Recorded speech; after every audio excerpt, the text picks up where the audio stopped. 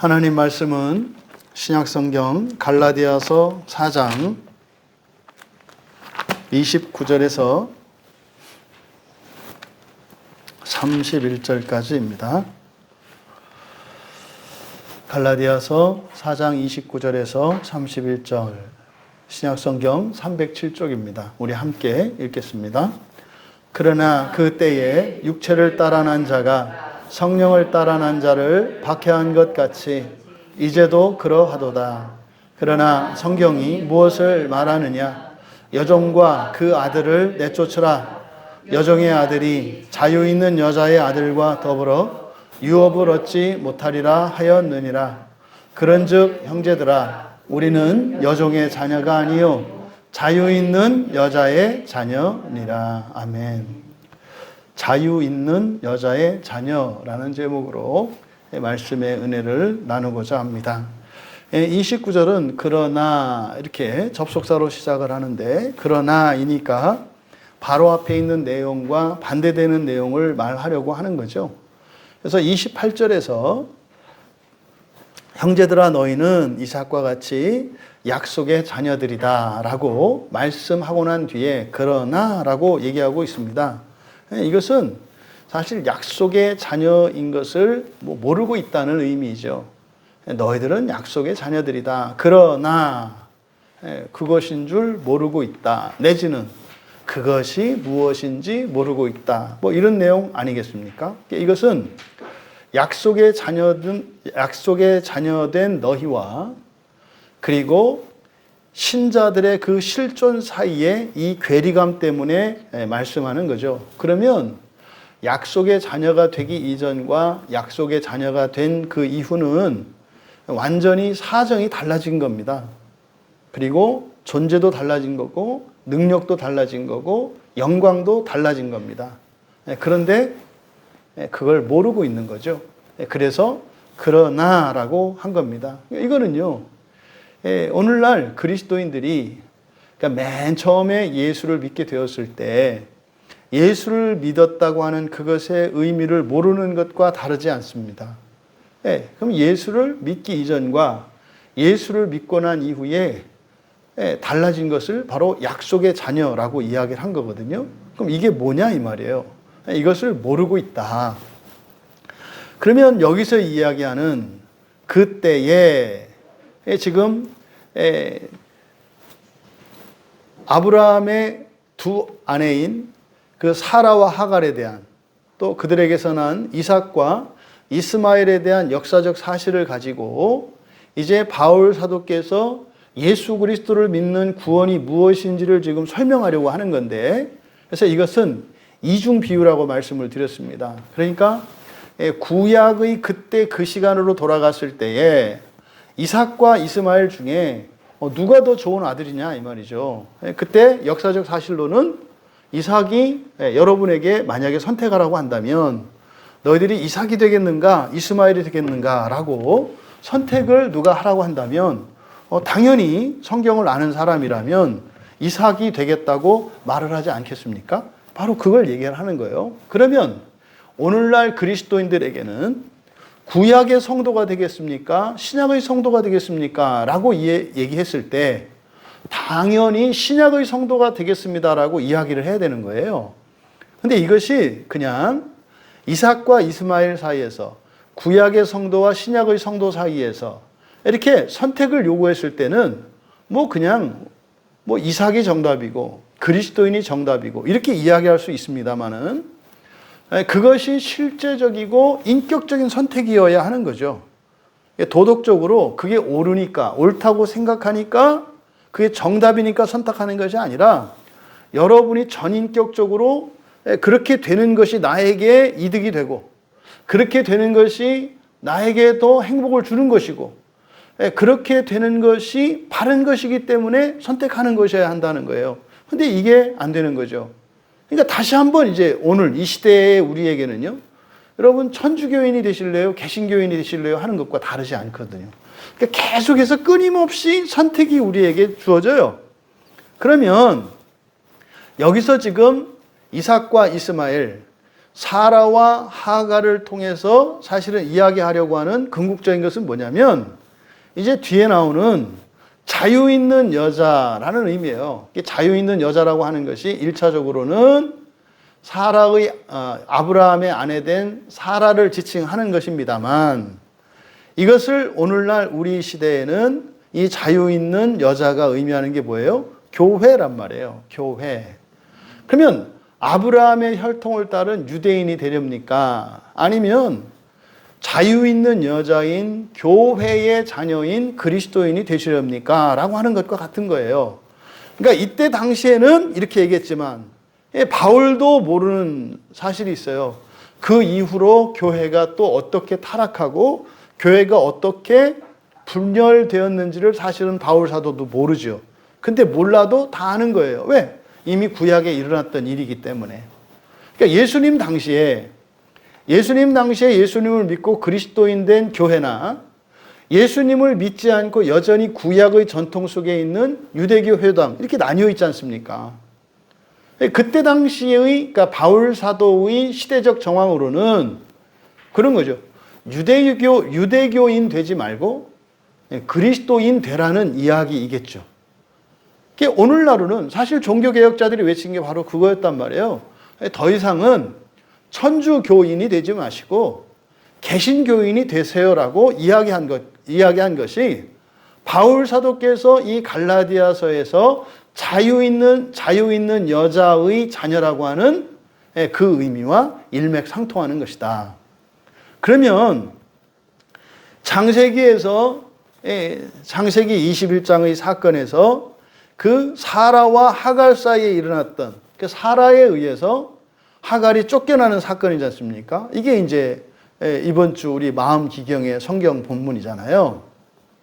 그러면 여기서 지금 29절에서 말하는 그때에라고 하는 것은 아브라함의 시대 그때를 말하는 것이고 사라가 이삭을 낳고 난 뒤에 그 하갈과 사라 사이에 알력이 있던 그때를 말하는 거예요. 그때에. 그러니까 여기서 그때는 그때. 그러니까 처음에 이제 이스마엘이 있고 이제 이삭도 있는 요 때를 말하는 거예요. 그때에 육체를 따라난 자가 성령을 따라난 자를 박해한 것 같이. 그러면 창세기의 그 아브라함 시대의 그 문맥에서 육체를 따라난 자는 누구 계세요? 이스마엘이겠고 성령을 따라난 자는 이삭이겠죠. 그러니까 그때에 이스마엘이 이삭을 박해했잖아요. 이제 그 얘기를 하는 거죠. 그때에 이스마엘이 이삭을 박해한 것처럼 이라고 말하지 않고 이스마엘을 육체를 따라난 자라고 하고 이삭을 성령을 따라난 자라고 함으로써 사실상 이것은 지금 갈라디아 교회에 일어난 어떤 사건을 연결시키고 있는 거죠. 그러면 여기서 말하는 육체를 따라난 자들은 바로 할례를 강조하는 유대인들이에요. 그러니까 바울로부터 복음을 들어서 그리스도인이 된 갈라디아 교회 교인들에게 할례주의자들이 와서 유대인들이겠죠. 유대교적 배경을 가지고 있는 그리스도인들이 와서 그리스도인이라 할지라도 할례를 받아야 된다 라고 말했던 그 사람들을 육체를 따라난 자라고 하는 거죠. 그러면 성령을 따라난 자는 아브라함 때는 이삭을 말하지만 지금 이 갈라디아 교회의 그 시대의 상황에서 성령을 따라난 자는 바로 너희들인 거죠. 바로 앞에서 28절에서 형제들이라고 불렀던 너희들, 약속의 자녀인 너희들. 그것을 성령을 따라난 자로. 그러니까 아브라함 시대에 있었던 사건과 갈라디아서를 쓰고 있는 그때 이 갈라디아 교회에 일어난 사건, 또 우리들은 오늘의 이 문맥에서 이것을 또 의미 있게 받아들여야 하는 거예요. 그럼 우리의 이 시대의 문맥에서 육체를 따라난 자는 누구고 성령을 따라난 자는 누구일까? 이것은 바른 구원에 대한 진리를 가진 사람과 그렇지 않은 사람의 차이점이에요.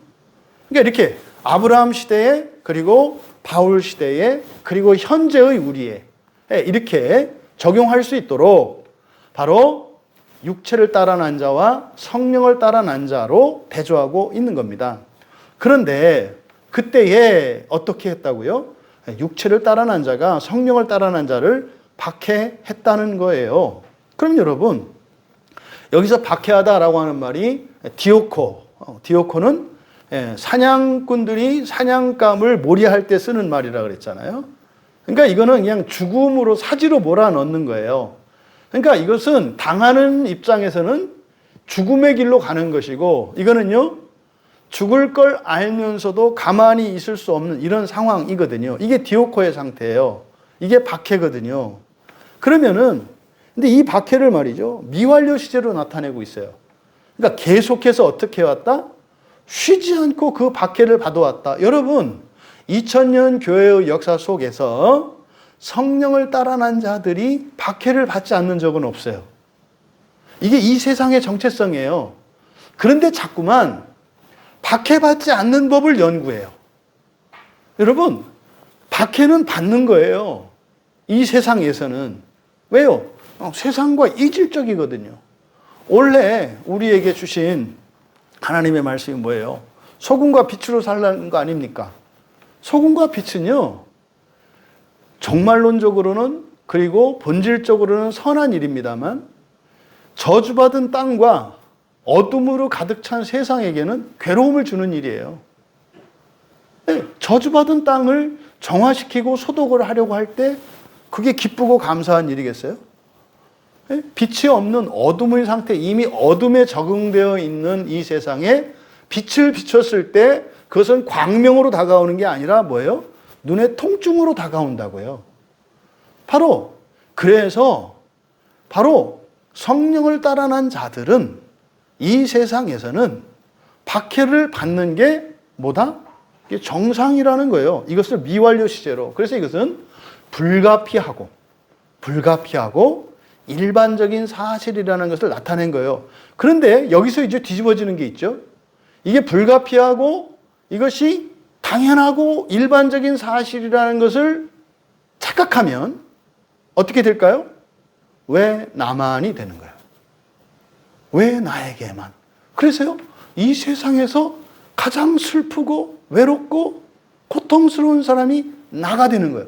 그거는 나의 실존과 나의 환경이 그런 것이 아니라 사실은 왜 그것 때문에 왜 내가 그렇게 괴로워해요? 성령을 따라 났기 때문이에요. 근데 그것 때문이라고 생각하지 않죠.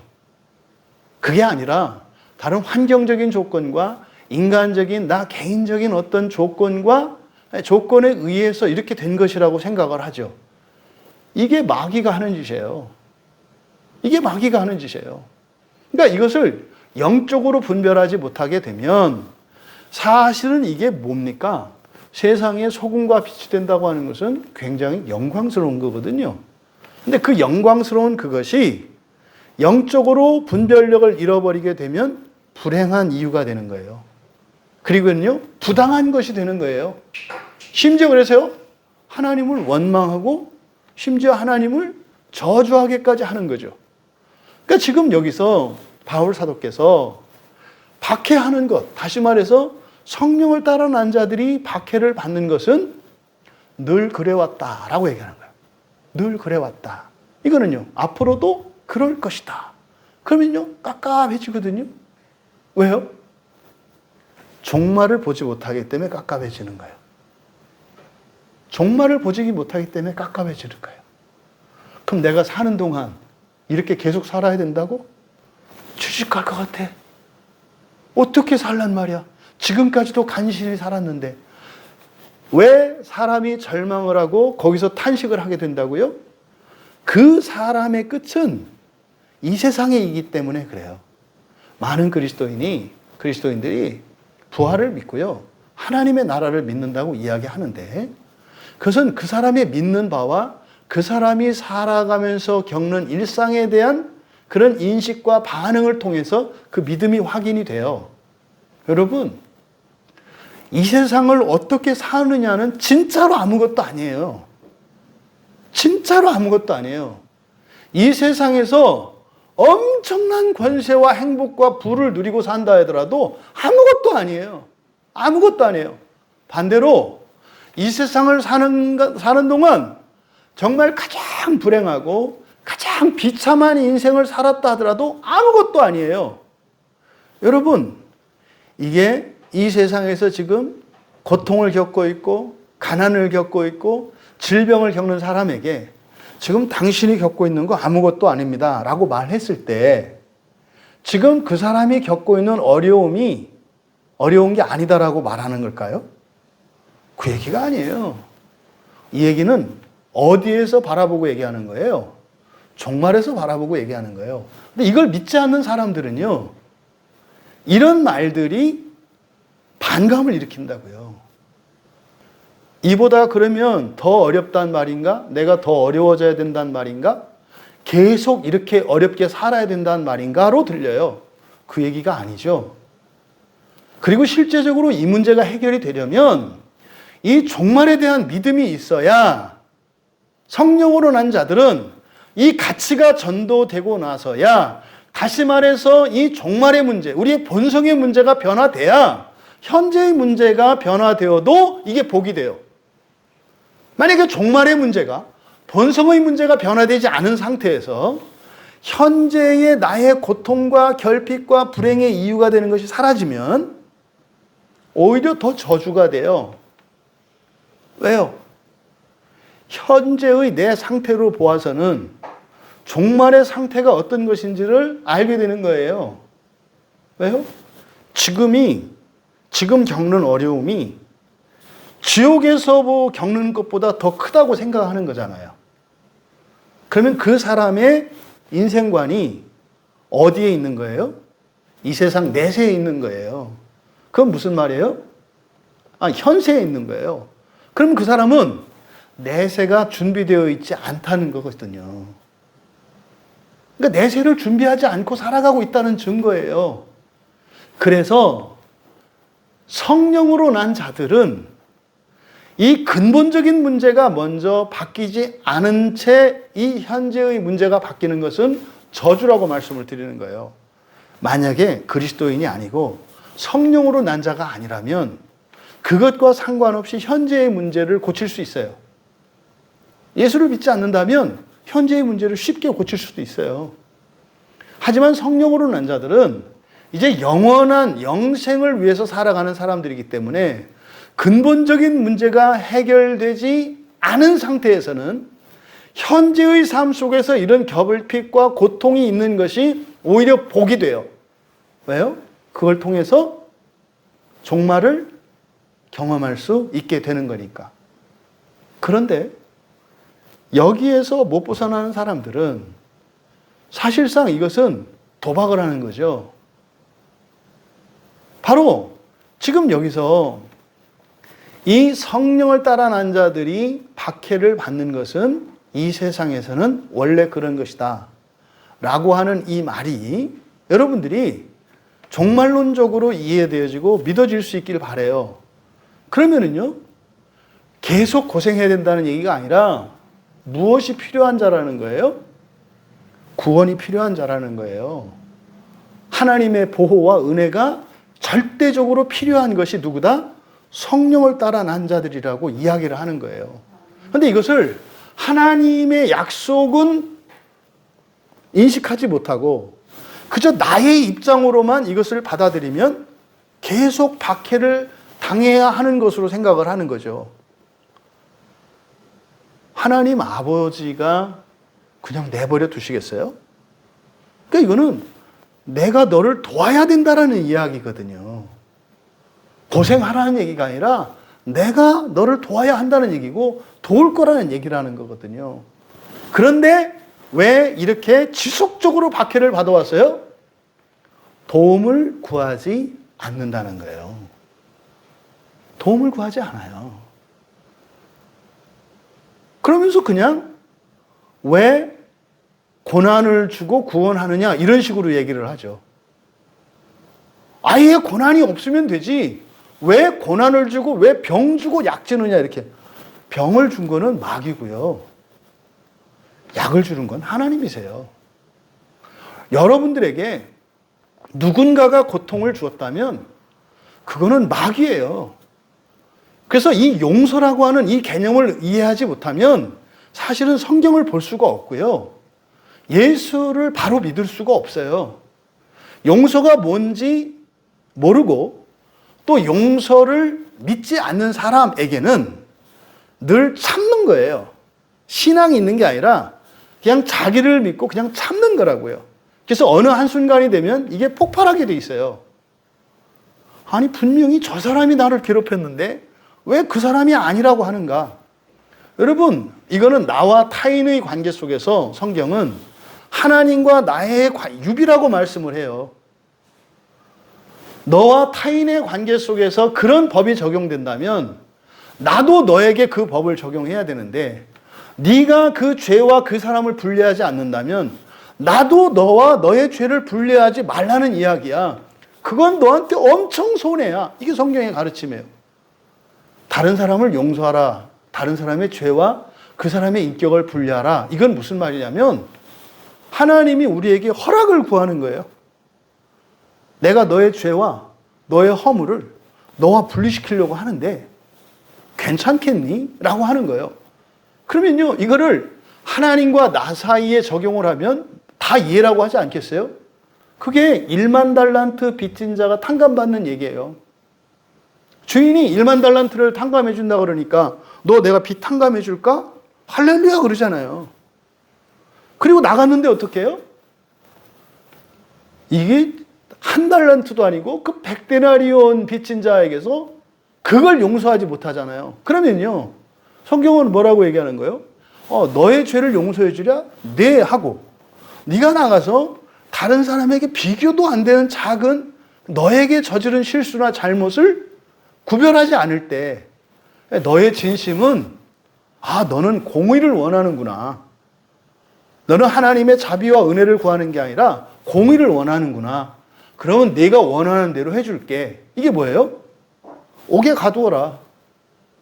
그래서요, 하늘의 티끌이라도 다 탕감받을 때까지. 이게 뭐예요? 이게 공의예요. 공의대로 옥을 가둬. 이게 용서하지 않아서 벌을 준 게 아니라 용서하지 않은 그것은 뭐예요? 하나님 앞에 내가 공의를 요구하는 거예요. 나에게 자비를 베풀지 마세요. 나에게 은혜를 베풀지 마세요. 공의로 나를 심판하세요라고 요구하는 거란 말이에요. 여러분들에게 하나님은 공의의 법과 이 사랑의 법, 은혜의 법을 선택하도록 여러분에게 주신 거예요. 여러분들이 누군가를 용서하지 않는 것은 용서하지 않을 때 그 사람 때 괴로워하는 것 같잖아요. 사실은 그 사람 때문에 괴로워한 것이 아니라 뭐예요? 그 사람처럼 나도 용서받을 수 없기 때문에 그 두려움에 고통스러워하는 거예요. 그러니까 자기가 느끼는 이 공포와 두려움을 다른 사람에 대한 미움과 증오심으로 거짓 감정으로 거의 폭발시키고 있죠. 사는 동안은 그렇게 착각을 하고 살겠습니다만 죽고 난 뒤에는 공의의 심판이 그대로 나에게 이루어져요. 그래서 여러분들이 타인에 대해서 갖고 있는 미움이나 판단과 저주라고 하는 것은 현재적으로는 여러분이 그것을 고칠 수 있는, 다시 말해 하나님의 은혜를 덧입을 수 있는 기회 안에 있습니다만 죽는 순간은 그게 사라져요. 여러분들이 그걸 겪어야 돼요. 절대로 용서할 만하기 때문에 용서하는 거 없다니까요. 용서 못해요. 그거는요, 용서할 만한 사람이나 그런 사례가 있고 그럴 때는 하겠죠. 근데요, 용서라는 게 그렇게 쉬운 게 아니에요. 절대로 용서할 수 없는 게 있어요. 그런데 용서해야 되는 이유는 뭐예요? 내가 하나님의 은혜의 법을 원하기 때문에, 하나님의 사랑의 심판을 원하기 때문에 용서하는 거예요. 근데 왜 용서 못해요? 내가 그 심판을 받을 거라고 하는 믿음이 없는 거예요. 나는 심판받지 않을 거라고 생각을 하는 거죠. 여러분, 누군가가 나에게 죄를 지었고요, 누군가가 악한 일을 저질러요. 그게 문제일까요? 내가 하나님 앞에서 심판받아야 하는 내가 문제일까요? 아니, 내가 문제죠. 내가 문제죠. 이 세상에 하나님의 공의의 심판에서 옳다 인정함 받을 수 있는, 다시 말해 하나님의 의의 기준으로서 부족함이 없는 사람은 없어요. 그런데 왜 자꾸 다른 사람들을 바라볼까요? 네. 심판에 대한 믿음이 없기 때문에 그래요. 심판받는 생각이 없다는 거예요. 이게 지금 계속 말씀드립니다만 이 한국 교인들이 중독된 이 마약 같은 거예요. 그게 뭐예요? 나는 예수를 믿기 때문에 지옥 안 간다는 알 수 없는 근거도 없는 확신이에요. 심지어 우리 교회에서조차 이렇게 계속해서 신자들도 지옥 갑니다라고 이야기하는데 영향 안 받거든요. 두렵지가 않거든요. 두렵지 않다는 의미가 뭐예요? 자기 자신을 바라보는 게 아니라 여전히 다른 사람들을 보는 이것. 이게 내가 지옥에 처해질 자라고 하는 걸 믿지 않는 증거예요. 그냥 지식적으로 신자도 이렇게 심판받는다고 하는구나. 뭐 다른 교회에서는 그렇게 얘기 안 하지만 뭐 이 교회에서 이 목사님이 이렇게 하니까 그런가 보다. 이게 뭐 이제 지식으로 단편적인 지식으로 받아들이는 거지. 그걸 믿지 않기 때문에 자신의 삶에 아무런 영향을 미치지 않는 거예요. 여러분 이 세상을 살아가면서요. 다른 사람을 돌아볼 시간이 별로 없어요. 없어요. 나의 구원을 위해서 그리고 나를 구원하시는 그 하나님에 대해서 경험하고 느끼고 살아가는 거죠. 그리고 살면서 나에게 필요한 구원인지를 발견하고 쉼없이 하나님께 구하는 거죠. 이게 삶이에요. 그런데 왜 우리의 관심이 다른 사람에게 자꾸 가고 그것도 현재도 아닌 과거의 기억과 미래에 오지도 않은 미래에 대한 걱정과 염려로 갈까요? 이게 마귀가 하는 장난이고 우리 안에서 죄가 역사하는 방식이고 거기에 이용당하고 거기에 우리가 딸려가는 게 뭐다? 이게 거짓 감정이라는 거예요. 그러니까 지금 여기서 육체를 따라난 자가 성령을 따라난 자를 박해해왔다라고 하는 이 말씀 속에 굉장히 다양한 의미들을 함축하고 있어요. 미완료 시제를 통해서. 근데 그때는 그랬어요. 다시 말해서 하갈과 이스마엘이 쫓겨나기 전까지는 이삭을 놀리고 계속 박해를 했다고요. 어떻게? 쉼 없이 박해를 했다고요. 그런데 이제는 그러니까 이제도 그러하도다. 이게 뭐죠? 그러니까 사실은 이 그러나라고 하는 것이 그러나 이제도 그러하도다. 네, 여기서 뭐예요? 그때는 그럴 수밖에 없었어. 다시 말해서 예수를 믿지 않는 불신자이었을 때 그때겠죠. 그게 육체를 따라난 자겠죠. 오늘날 우리 시대에 적용을 한다면. 또 그리스도인에게 적용한다면 내가 예수를 믿었지만 구원이 뭔지를 몰랐어. 우리 다 몰랐다고요. 구원이 사람이 하나님 되는 거라는 거. 그리고 신자도 지옥에 갈 수 있다는 거. 몰랐단 말이에요. 몇 년 전만 해도. 또 우리가 지옥에 가는 것은 뭐 예수를 믿지 않기 때문이거나 이런 것이 아니라 내가 하나님의 은혜의 법을 따라 나를 심판해 주기를 요구한 게 아니라 공의의 법을 따라 나를 심판해 주기 원했기 때문에 지옥 가는 것이라는 것을 몰랐어요. 그때는 몰랐어요. 그러니까 그럴 수밖에 없었어요. 그러니까 불신자였다가 신자가 되었을 때 불신자는 그때, 불신자 되었던 때가 그때고 신자가 된 지금이 이제고 또 예수를 믿는 그리스도인이라 하더라도 부활의 복음을 잘 몰랐고 첫째 부활이나 똑같은 줄 알았던 그때라면 지금 우리는 부활이 다 똑같은 부활이 아니라 첫째 부활이 있고 나중 부활이 있다는 것을 알고 있잖아요. 그러니까 지금이 이제예요. 이런 거죠. 그리고 하나님의 나라라는 게 뭐 이 세상에 뭐 진짜로 일어나는 그런 게 아니라 그냥 뭐 교회 다니는 교회가 하나님의 나라고 이런 무천년주의적인 종말론적 사고를 가지고 있었던 때가 그때예요. 근데 이제는 그게 아니라 실제로 저 천국이 역사 속으로 임하는 그 하나님의 나라, 그거를 믿게 된 지금이 이제예요. 그러니까 그때는 박해받고 그렇게 사는 게 그럴 수밖에 없어. 그러나 이제 그런 건 문제다 이 말이에요.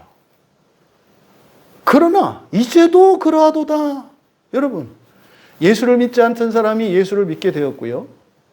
또 예수를 믿은 지 오래되었지만 참된 구원의 진리를 알지 못해서 그저 형식적인 신앙생활 해왔거나 또 지성이면 감천인 방식으로 그저 열심히 많이 하면 좋은 줄로 알고 살았던 이런 잘못된 신앙의 기준을 가지고 살아오던 내가 이제는 나의 있는 그대로가 소중하고 나의 일상이 중요하며 나의 현재의 상태로 그것을 따라 일상을 지키며 살아갈 때 내 본성이 변하고 그릇이 변해져서 내 역량이 커짐으로 인해서 효과들로서 더 많은 일들이 일어나는 이게 참된 신앙이다라고 하는 것을 알게 된 것. 이게 이제잖아요. 그런데 이제도 그러하도다. 그러니까 이제도 그러하도다가 뭡니까? 그때나 지금이나 다름없다는 말이에요. 그러니까 여기서 말하고자 하는 게 뭡니까? 이제는 그래서도 안 되고 그럴 필요도 없다는 거죠. 뭐 이게 창세기 21장이 마음기경 본문이잖아요. 그래서 11절까지 이렇게 금을 긋고 뒤에 있는 얘기를 여러분이 맞춰서 쓰시면 안 된다고요. 그렇죠? 성경과 다른 성경이 쓰여져야 되는 거거든요. 여러분의 마음기경을 통해서. 그래서 여러분이 마음기경을 하면은요. 그냥 성경이 창세기 하나로 끝나는 거예요. 창세기도 50장이 아니에요. 그냥 1장, 2장, 3장으로 끝내야 되는 거예요, 원래. 성경이. 1장, 2장 해서 3장으로 딱 끝내서 예수님이 역사 속에 오셔서 막 십자가를 지고 죽으시고 막 하시고 또 뭐 사도들이 가르치고 교회를 세우고 이거 다 없어지고요. 1장 창조, 2장 새 창조, 3장 창조의 완성. 그래서 그냥 3장 끝이 어떻게 되는 거예요? 예수 그리스도께서 하나님이 오셔서 우리를 부활시키셔서 세상 만유가 하나님 안에서 통합되는 얘기로. 그러니까 딱 3장에 끝나는 거예요, 원래 성경은. 그러니까 우리가 이게 지금 계속 늘어나는 이유가 뭐예요? 계속 비비 꼬이고 뒤틀리고 이 거짓 감정에 의해서 확대 재생산되고 그러니까 죄가 확장되기 때문이에요. 그래서 여러분들이 마음기경 할 때는 또 그러니까 또 여러분과 다르게 또 이렇게 답을 또 이렇게 내라는 게 아니에요. 이게 되게 조심스러운 게 이렇게 얘기를 해주면 자기 생각이 아닌데 답에 맞춰서 이렇게 생각하는 교육을 여러분들이 받아서 자기의 진심이 아니라 또 이걸 이렇게 이런 식으로 하라는 거구나. 그래서 이렇게 따라가는 이게 이제 조심스러운 거예요. 그러니까 지금 어쨌든 여기에서 우리들이 알아야 되는 게 뭡니까? 여러분이 그 21장에 사라가 하갈과 이스마엘을 쫓아내잖아요. 바로 그럴 수 있는 자유가 있었다는 거죠. 사라에게 그 자유가 있었단 말이에요. 근데 만약에 생각을 해보세요. 사라가 쫓아내지 않았어요. 그럼 이삭은 어떻게 살았겠어요? 계속 살았을 거 아니에요. 근데 성경을 보니까 그렇게 살았어요? 안 살았어요? 안 살았잖아요. 쫓아냈잖아요. 근데 너희들은 이제도 그러하도다. 이게 무슨 말이에요? 최소한 사라는 이삭이 고생하니까 하갈하고 이스마엘을 쫓아내서 그 뒤로 고생 안 했어. 근데 너희들은 그 괴로워하면서 계속 박해를 받고 살고 있어. 이 얘기예요. 무슨 말입니까? 사람은 또 못하다 이 말이에요. 사람은 또 못하다. 보세요. 30절에서 그러나 성경이 무엇을 말하느냐. 그러니까 너희들은 자유 있는 그 약속의 자녀들임에도 불구하고 계속 박해를 받으며 살고 있어. 계속 박해를 받고 살고 있어. 그럴 필요도 없어. 너희들이 그래야 될 이유도 없어. 사실은 너희들은 지금 그렇게 하지 않아도 돼. 그때는 어쩔 수 없었어. 왜요? 이삭이 태어나기 전까지는 대를 이을 자가 이스마엘밖에 없었잖아요. 이삭 태어나기 전까지는. 근데 사라도 어쩔 수 없었단 말이에요. 그런데 이제 이삭이 생겼어. 약속의 자녀가 생겼어. 근데 이스마엘이 약속의 자녀인 이삭을 막 박해를 해. 근데 그냥 둬. 그럼 나중에 저 이삭이 더 이상 못 살겠다고 뭐 자살하고 뭐 이러지 않겠어요? 요즘 말로 하면은. 아니면은 그 형 이스마엘의 박해에 못 견뎌서 가출을 해가지고 집 나가서 나갈 수도 있지 않겠어요? 우리말로 하면. 근데 사라는 어떻게 했어요? 쫓아냈잖아요. 여러분, 이삭을 둔 사라. 이제는 그런 부당하고 고통스러운 상황에서 더 이상 눌려있을 필요가 있어요, 없어요? 없다 이 말이에요. 그거는 뭐의 문제예요? 선택의 문제죠. 사라의 선택의 문제예요. 그러니까 여러분들이 겪는 모든 불행은요, 선택의 문제라고 얘기를 하는 거예요. 선택의 문제. 보세요. 그럼 우리가 어떻게 선택을 해야 돼요? 여러분들이 그동안 했던 것과는 다른 선택을 해야 되는 거거든요. 그동안에 살아왔던 삶의 방식이나 그동안 살아왔던 여러분의 삶의 기준과는 다른 기준으로 살아야 하는 거거든요. 그래서 이런 선택을 하는 인격성이 뭐예요? 의지예요. 선택을 하는 인격성이 의지란 말이에요. 그래서 자유의지를 발동시켜야 해요. 그러니까 그런 거잖아요. 막 억눌려서 살았던 사람이 더 이상은 억눌릴 필요가 없는 상태로 신분이 변했음에도 불구하고 그냥 지레 겁먹어서 주눅 들어서 살아요. 그러면 예전과 지금은 달라요. 왜요? 예전에는 힘도 없고 능력도 없었기 때문에 만약에 자기를 박해하는 그 힘과 권력에 대해서 저항했더라면 부서졌을 거예요. 근데 지금은 그런 능력과 권세를 가지고 있어요. 지금은 저항하는 게 아니에요, 사실은. 지금은 저항하는 게 아니라 뭐예요? 다스려야 되는 거예요. 그런데 이것이 개인에게는 선택의 문제란 말이에요. 그래서 이 자유의지를 발동시켜야 해요. 이게 하나님이 구원을 하셔도 우리의 자유의지로 바른 선택을 하고 새로운 인생을 가야 되는데 이 자유의지가 발동이 안 되는 거예요. 여러분, 이 자유의지를 발동시키기 위해서는 어떻게 해야 될까요? 지성적으로 바른 판단이 있어야 돼요. 이 상황 판단이 있어야 하고, 사실은 이게 뭐예요? 사실인식이에요. 변화된 이 사실을 우리의 지성으로 알아차려야 한다고요. 그리고 나서 우리의 의지로 어떻게 해야 돼요? 바른 뜻을 세우면 되는 거예요. 근데요, 지성과 의지로 자유의지를 발동시키는 거예요. 그러니까 바른 선택으로 바른 뜻을 세워서 의지를 발동시키면 되는 거예요. 근데 이게 발동되지 않아요. 걸리는 게 있어요. 이게 뭐예요? 요 중간에 있는 거짓 감정이 이걸 막는다고요. 그러니까 지성에 의해서 바른 선택을 내렸고 의지에 의해서 이제 자유의지를 발동시키려고 하는데 이게 두 개가 연결이 안 돼. 왜요? 끊어졌기 때문에 그래요. 끊어진 게 뭐예요?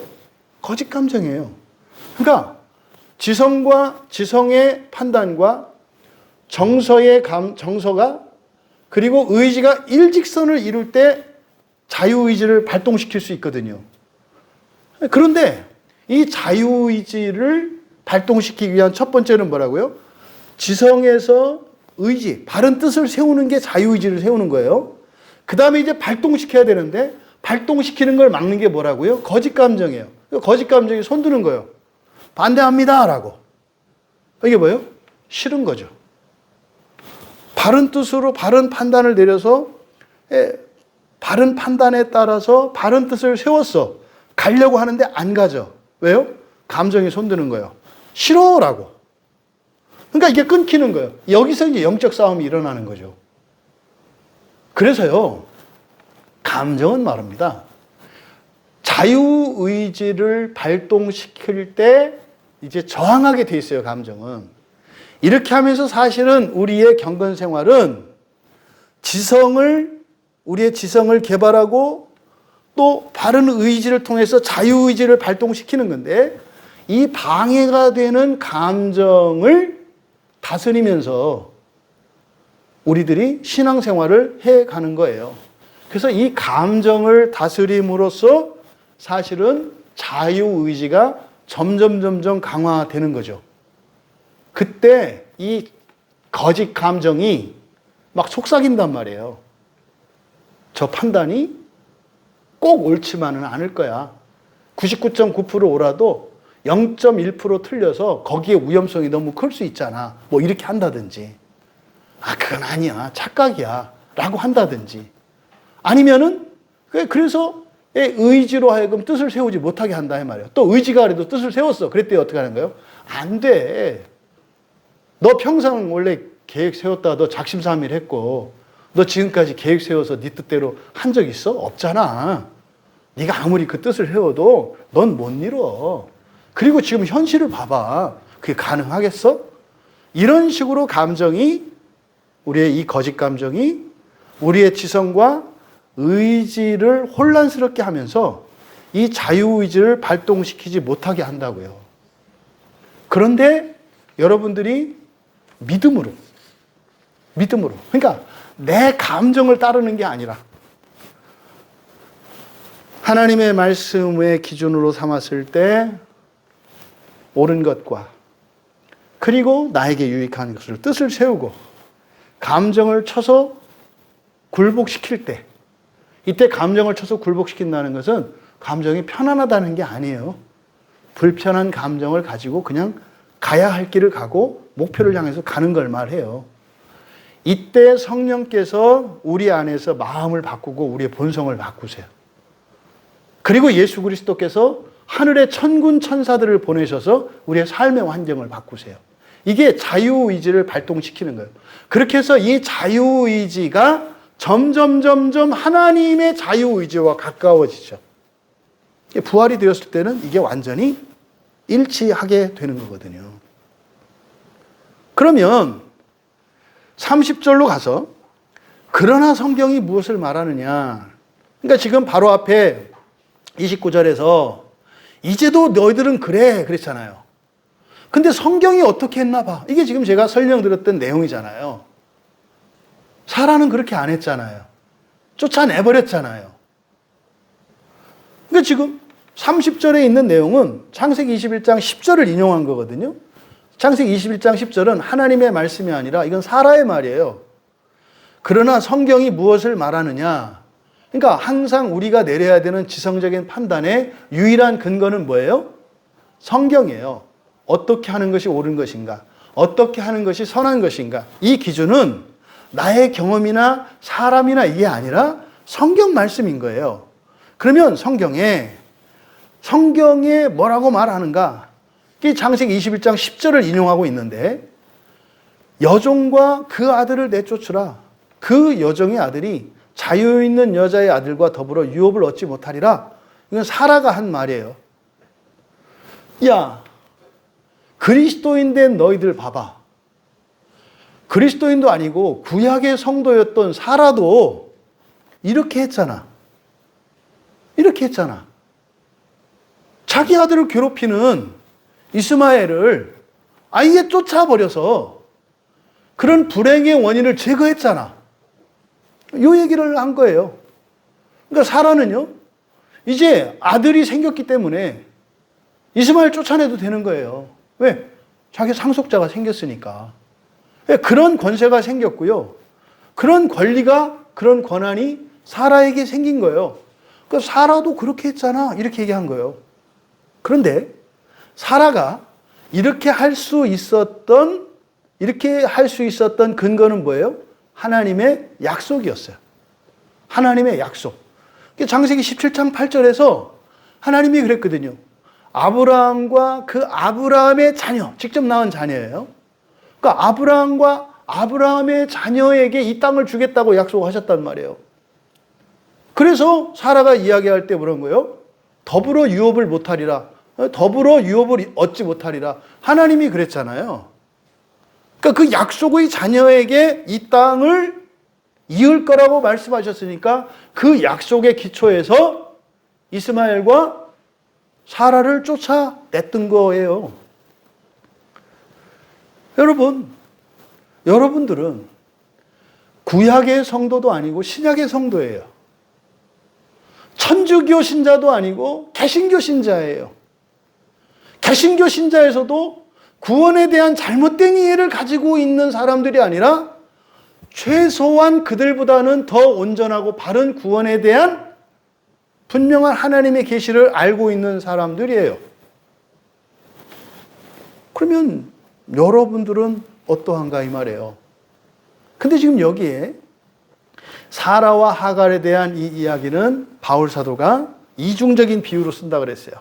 이중적인 비유라고 하는 것은 구약의 성도와 신약의 성도, 당시의 신약의 성도에 대해서, 또 이것은 바울 사도 이후에 오늘을 살아가는 우리들에게도 주시는 그런 현재적인 의미를 또 가져요.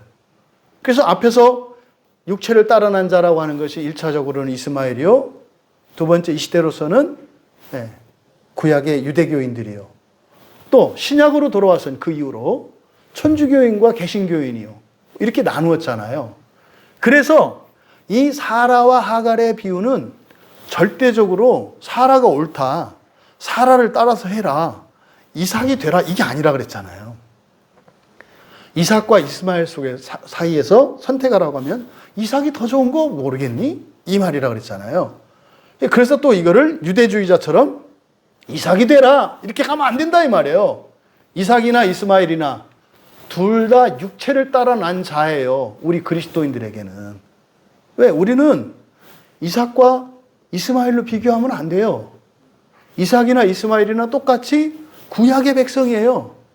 그러니까 우리는 그 수준을 뛰어넘어야 된단 말이에요. 오늘날 지금 교회에서, 이 기독교에서 실수하는 게 뭐예요? 자꾸 구약으로 돌아가려고 해요. 구약은 유비라니까요.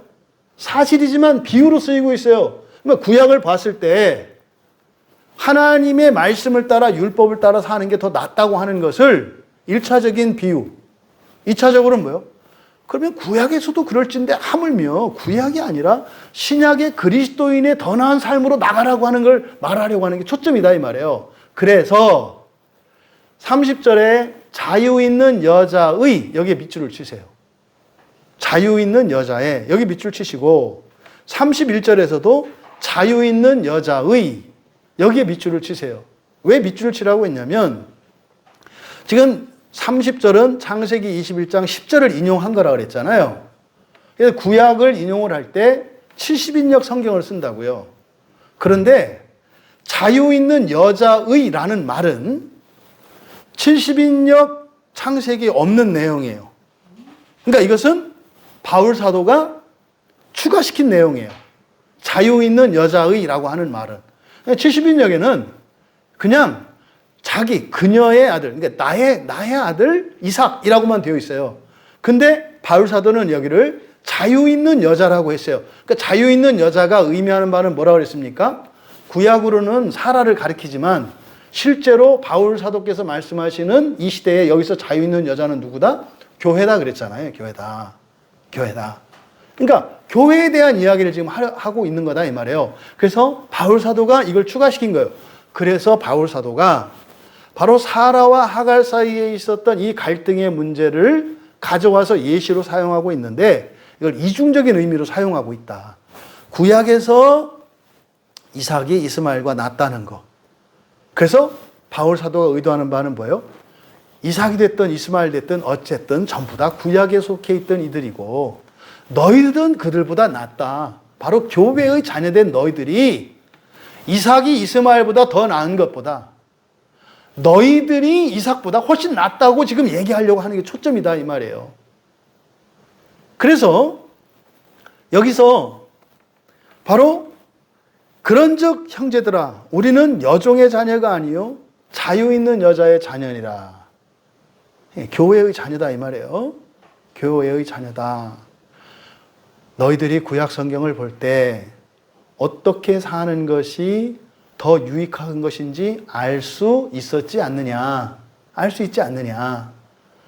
하나님의 말씀에 순종함으로써 축복의 길을 가는 게 더 유리하고 좋지 않느냐. 구약이라면 이렇게 살아야 되겠지만 이제 신약의 백성인 너희들에게, 너희들은 여종의 자유가 아니요 자녀가 아니요. 이때 여기서 여종은 이제는 자유 있는 여자를 교회로 비교했을 때 이제 여종의 자녀는 뭐 하갈과 이스마엘을 의미하는 게 아니죠. 이것은 율법 아래 매여 있는 자들을 말하는 거예요. 그러니까 보십시오. 갈라디아 교회 교인들, 갈라디아 지역에 가서 바울이 복음을 전했고 그 지역에 흩어서 살던 유대인들이 모여서 교회를 이루었고 거기에 이방인들도 들어왔어요. 교회 안에. 그들은 자유 있는 여자의 자녀들이었어요. 무슨 말이에요? 교회의 자녀다 이 말이에요. 그리스도인은 교회의 자녀, 교인인 그리스도인들은 자유 있는 여자의 자녀다 이 말이에요. 그랬던 너희가 바로 육체를 따라난 자와 같은 율법주의자들이, 할례주의자들이 와서 할례를 받으라고 할 때 너희들이 그들을 극복하고 오히려 그들을 내치고 아니면 그들에게 복음을 전해줘야 되지. 어떻게 너희들이 오히려 그들에게 매이는가? 라는 것을 지책하고 있는 거예요. 그 어리석음을 지책하는 거예요. 아니, 자유를 줬더니 그 자유로 다시 할례에 묶여? 요 얘기를 지금 하고 있는 거죠. 그런즉 형제들아 우리는 여종의 자녀가 아니요 자유 있는 여자의 자녀이니라. 여러분들은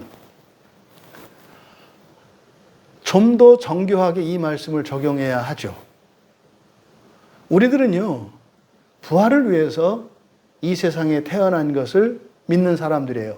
그리고 고백하는 사람들이에요. 광야교회 교인입니다 라고 할 때는 내가 이 세상에 태어난 것은 하나님의 선택 안에서, 하나님의 선택 안에서, 하나님의 작정 속에서 내가 태어난 것을 믿는 사람입니다. 무슨 말이에요? 내 인생의 끝은 부활인 것을 믿습니다라고 하는 신앙 고백에 함께하는 사람들이에요. 이게 웨스트민스터 신앙 고백에서 이야기하는 작정과 예정이라고 그랬잖아요. 그 신앙 고백을 가지고 있는 사람들이 광야교회 교인이고 개혁신앙을 가지고 있는 사람들이에요. 그 가운데서도 이런저런 논쟁과 분란이 많습니다만 여러분들은 더욱 분명하게 그 부활이 무엇인지를 알고 있어요. 하나님 되는 것이라는 거. 그럼 이게 여러분들의 인생의 목적이 돼야 되고 이것이 여러분의 인생관의 첫째가 돼야 되는 거예요. 그런데요, 교리적으로 신학적으로 어떤 얘기를 들었을 때 여러분이 위축당해. 그게 지금 갈라디아 교회 교인들에게 뭐 그렇게 해서 되는 거 아니고 할례 받아야 돼. 그렇게 되는 게 아니고 그동안 들었던 얘기대로 해야 돼. 그 교회 이상한 교회야. 똑같은 상황이에요. 똑같은 상황. 무슨 사람이 하나님이 돼. 이때 당시에 바울이 전했던 복음이 지금 우리 광야교회에서 전하는 복음이 그 복음이에요. 똑같은 복음이에요. 그때 당시의 사람들이, 유대주의자들이 역사와 전통을 자랑하고 사람들의 그 위대하다고 일컫는 사람들의 가르침을 근거로 들면서 그리스도께서 사도들에게 주셨던 그 그리스도의 부활의 복음을 부인하는 일들이 있었다고요. 그러니까 지금 이 갈라디아 교회에 일어났던 이 시대적 상황이 지금 현재 광야교회에 속해 있는 우리와 동일한 거예요. 물론 지금 우리는 이때 갈라디아 교회 교인들처럼 거기에 묶이거나 이러진 않았죠. 하지만 시대적 정황은 똑같다 이 말이에요. 여러분은 영광스러운 교회의 자녀들이라는 것을 잊으시면 안 돼요. 그럼 여기서 사실상 교회를 왜 자유 있는 여자라고 했을까요? 진정한 자유라고 하는 것은 전제되는 게 있다 했잖아요. 최고 선이 전제되어 있어야 하고, 그리고 그것을 이룰 수 있는 능력과 권세가 전제되어 있어야 자유할 수 있는 거예요. 결국 자유로우신 이는 누구세요? 하나님 한 분밖에 없어요. 왜요? 다른 이들은 조건의 제약을 받잖아요. 돈으로 한다 하더라도 자기가 가지고 있는 돈의 한계에서 하잖아요. 그렇죠? 근데요, 진정한 자유로우신 분은 절대 선이시고 절대 진리이시고 전능하고 전지하신 하나님만이 자유로울 수 있는 거예요. 근데 교회를 자유 있는 여자라 그랬어요. 왜요? 바로 이 교회에서 예수를 믿고 신자된 이들이 될 마지막 부활의 상태를 바울 사도는 뭐라고 얘기하는 거예요? 자유인이라고 얘기를 하는 거예요. 자유인. 바른 판단과 바른 감정과 바른 의지를 가지고 계획한 것을 무엇이든지 이룰 수 있는, 하지만 그것이 하나님의 최고선에 부합하는 이게 자유라고요. 이것을 우리가 살아가고 있어요. 그래서 진정한 자유는요, 일치와 연합을 이루어요. 절대로 충돌하거나 반발되지 않아요. 능력이 없는 경우에 자꾸 분열되는 거예요. 이견이 생기는 거예요. 능력이 있는 사람은요, 아무렇게나 해도 돼요. 상관없어요. 하면 되잖아요. 네? 능력이 없으니까 꼭 1, 2, 3, 4 순서를 따라가야 된다고 얘기를 하는 거예요. 능력 있는 사람은 순서가 뒤죽박죽이 돼도 할 수 있으니까 마음대로 하라고 하는 거예요. 바로 교회를 자유 있는 여자로 표현한 이 바울 사도의 이 말씀 속에는 많은 영적인 의미들이 함의 되어 있죠. 그러니까 여기에 부활이 무엇인지, 신자들이 장차 교회를 통해서 지금 이루어가는 일들이 완전한 자유를 누리는 신적 존재가 되기 위해서 살아가는 약속의 자녀들이 살아가는 것이, 생활하는 것이 교회라고 하는 이런 영적인 의미들을 이 안에 함의하고 있어요. 그러니까 이거는 갈라디아서만 봐서는 알 수 없어요. 특별히 로마서나 다른 서신서들을 통해서 이것이 그렇게 보다 더 구체적으로 상세하게 이해될 수 있는 거죠. 여러분, 우리는 자유 있는 여자의 자녀들인 것을 기억하시기 바랍니다. 그러면 자유 있는 여자의 자녀의 구약적인 의미는 뭐겠습니까? 사라져. 하나님의 약속에 따라서 권리를 주장하며 살 수 있는 게 구약적인 의미의 자유 있는 여자예요. 그래서요, 나의 자유를 방해하는 방해물들을 제거할 수 있고, 이게 뭐예요? 이스마엘 치워버리는 거예요. 이게 구약적인 자유 있는 여자예요. 그러면 신약적인 자유 있는 여자인 교회는 구약의 자유 있는 여자였던 사라보다 좀 더 나아지지 않겠어요? 더 나은 거 아니겠어요? 그러면 신약의 자유 있는 여자인 교회는 어떤 거겠어요? 예수님처럼 오히려 품는 정도가 아니라 대신 쫓겨날 수 있는 게 신약의 자유 있는 여자예요. 네, 그 소리가 나와야 정상이죠. 여러분이 믿는 기독교가 그런 거예요. 사라는 하갈을 쫓아냈잖아요. 이스마엘을 쫓아냈잖아요. 그러니까 왜 더울까요? 여러분은 변화되지 않고 그렇게 살아야 된다고 생각하니까 더워지는 거예요. 그게 아니라 사라는 그렇게 해서 제거했잖아요. 평화를 찾았잖아요. 그때는. 그건 구약의 자유 있는 여자라고요. 그럼 신약의 자유 있는 여자의 자녀가 무엇인지를 예수님이 보여주신 거예요. 예수님은 어떻게 하셨어요? 권능도 있으셨고요. 권세도 있고 지식도 있으셨어요. 그런데 사람들로부터 영광받지 않아요. 오히려 죽어라 하고 귀신 쫓아내고 병 고쳐주고 하나님의 진리를 풀어서 가르쳐 주셨지만 오히려 박해를 받으시고 십자가에 못 박혀 죽으셨는데 그게 예수님 자신을 위해서 죽으신 게 아니라 예수님을 박해하는 자들을 위해서 십자가에 못 박혀 죽으셨어요. 그러니까 만약에 신약의 자유 있는 여자의 자녀라면 사라의 시대로 돌아간다면 어떻게 하는 거예요? 그냥 당하는 거예요. 오히려 당하는 거예요. 고치려고 하는 게 아니라 오히려 권리를 양도하는 거예요. 어떻게 해요? 사라가 오히려 하갈에게 상속권을 물려주는 거예요. 하갈, 내가 원래 아이를 못 낳아서 너한테 약속했잖아. 네가 내 남편하고 자서 아이를 낳으면 그 아이가 만약에 아들이면 이 재산을 네가 상속받기로 약속을 했잖아. 분명히 했어요. 내가 늦게 하나님의 은혜로 내가 이삭을 낳기는 했지만 그 약속은 내가 지킬게. 이스마엘더러 아브라함의 뒤를 잇도록 내가 내 남편을 설득할게. 이게 예수님의 사고방식이죠. 이게 예수님의 사고방식이죠. 그러면 역사가 어떻게 바뀌었을까요? 지금처럼 무슬림들이 일어나서 자신들이 이스마엘의 자손을 주장하면서 유대인을 원수와 같이 여기는 게 아니라 오히려 어떻게 됐겠어요? 이스마엘의 자손이든 이삭의 자손이든 나뉘지 않고, 그러면 이삭의 아들인 야곱의 12민족으로 나뉘어서 선민의식과 배타성을 살아가는 게 아니라 어떻게 됐어요? 세상을 품으면서 살아갔겠죠.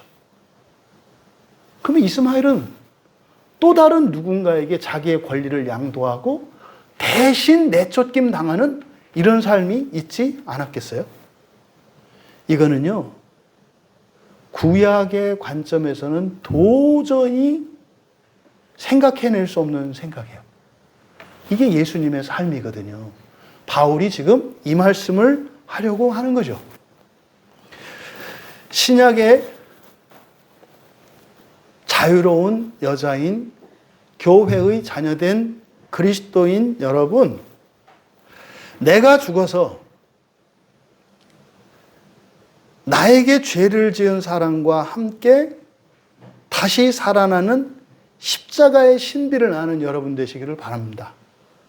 내가 그들을 살리는 게 아니라 내가 오히려 나에게 죄를 지은 자를 대신하여 내가 죽어짐으로 내가 살아나야 하기 때문에 나와 함께 내가 용서한 그를 다시 살리시는 이 십자가의 구원의 신비를 아시는 여러분들 되시기 바라요. 나의 즐거움과 나의 권리, 나의 영광을 버리고 오히려 부당하고 그리고 고난과 수치와 이런 불행을 감당할 때 나의 본성이 사람의 본성을 버리고 하나님 자녀의 본성으로 변화되는 신비를 아시는 여러분 되시기 바랍니다. 그러니 그것이 누구를 위한 숭고한 희생이거나 살신성인이 아니라 사실은 나를 위한 것임을 아셔야 한다 이 말이에요. 그래서 이 세상 나라가 아니라 하나님 나라의 영광을 위해서 살아가는 진정한 하나님의 자녀들이 바울 사도가 말씀하는 자유 있는 여자의 자녀인 것이 깨달아지고 믿어지셔서 이 세상 사람들의 논리와 상식, 이 세상 사람들이 가지는 그런 감정이 우리에게는 오히려 사랑으로 승화되어지는, 상식적으로는 이해될 수 없고 나로서는 도저히 받아들여질 수 없는 그 하나님 나라의 부활을 위해서 살아가는 그 복과 영광이 사랑하는 우리 광야교회 공동체에 속한 모든 지체들에게 부어지기를 주님의 이름으로 축원합니다. 우리 말씀을 생각하며 잠시 기도합니다. 여러분들이 생각하는 자유 있는 여자가 수준이 있습니다. 구약의 수준이 있고 또 초대교회 당시의 수준이 있고 종교개혁 당시의 수준이 있고 오늘날의 수준이 있습니다. 여러분은 그 자유 있는 여자의 그 수준이 어디에 머물러 있는가 여러분 스스로 점검해 보시기 바랍니다. 그리고 진정으로 여러분이 원하는 것이 무엇인지, 어쩌면 제일 원하는 게 사라 수준일 거예요. 내 뜻대로 억울한 거 없이 답답한 것 없이 살아가는 것. 그런데 그는 가장 초보적인 것이라고 이야기하는 거예요. 그럼 반드시 넘어지게 돼 있어요. 일시적인 자유를 누렸지만 역사 속에서 평생 이스마엘 자손들에게 괴롭힘을 당하고 살아요. 그것이 아니라 사랑 안에서 영원히 평화를 누리며 그 하나님 나라가 세상으로 확장되어 가는 진정한 이 시대에 진정한 자유 있는 여자의 자녀로 살아가기로 결단하고 그것이 기쁨이 될 수 있도록 은혜를 구하며 우리 같이 기도합니다.